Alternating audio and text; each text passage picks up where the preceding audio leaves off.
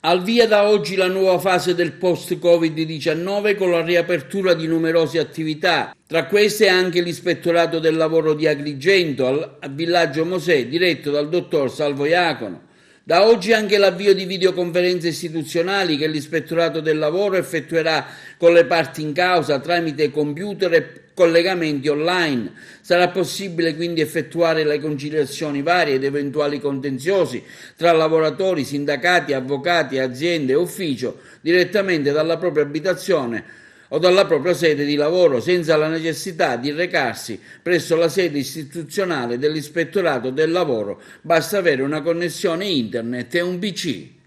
Brevemente vogliamo comunicare una serie di innovazioni che grazie al decreto del rilancio del 19 maggio 2020, con la successiva ordinanza del Presidente della Regione, la 21 e la 22, e le linee guida per l'apertura degli uffici al pubblico, già emesse dal 19,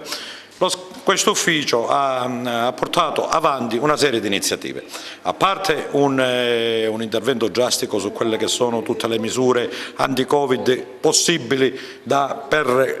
le specificità di un immobile quale quello nostro, che ha delle ristrettezze nei corridoi e che ha delle problematiche anche di carattere statico. Ma al di là di questo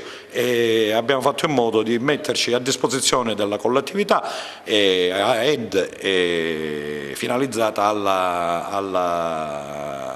ristabilizzazione delle condizioni di normalità che prima preesistevano. In particolare, tutte quelle che sono le attività di richiesta di intervento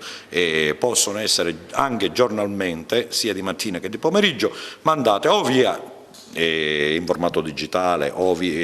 con PEC, tramite PEC o mail, oppure portate al front office di questo ufficio, che praticamente è protetto da una lastra in plexiglass per evitare il contatto. Qual è l'obiettivo generale? L'obiettivo generale è quello di riattivare tutte quelle che sono le procedure, consentendo di sfruttare il DL del rilancio, il DL 34, che consente di abbattere anche i tempi dei procedimenti. Guarda caso abbiamo avviato immediatamente, perché abbiamo considerato una cosa molto fattibile che dovrebbe far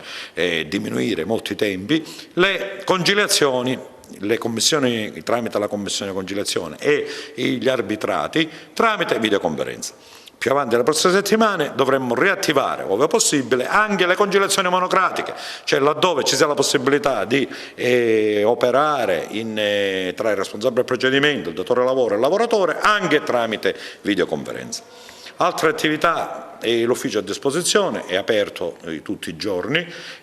solo per un'ora al giorno, ma tutti i giorni, in maniera tale da far diminuire l'afflusso